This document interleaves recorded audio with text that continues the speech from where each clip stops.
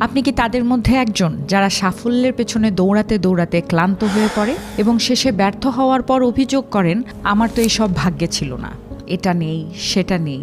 মনে রাখতে ভুলবেন না, এটা শুধু আপনার ক্ষেত্রেই নয়, আমরা সবাই এমনটা করে থাকি। আর মনে রাখা খুব জরুরি যে সাফল্য আমাদের ভেতরেই আছে, এটি কোনো বাহ্যিক উপাদান নয়। আপনার সাফল্যের জন্য প্রয়োজনীয় সব কিছুই আপনার ভেতরে বিদ্যমান। আপনার আরও বেশি সময়ের দরকার নেই, দরকার কম মনোযোগ বিঘ্নকারী উপাদানের।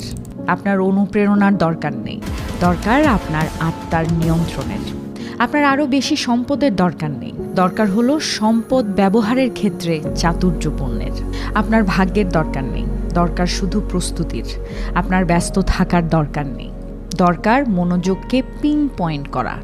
আপনার সব কিছু জানার দরকার নেই, আপনার শুধু শুরু করার দরকার। মনে রাখবেন, শুধু শুরুটা করলেই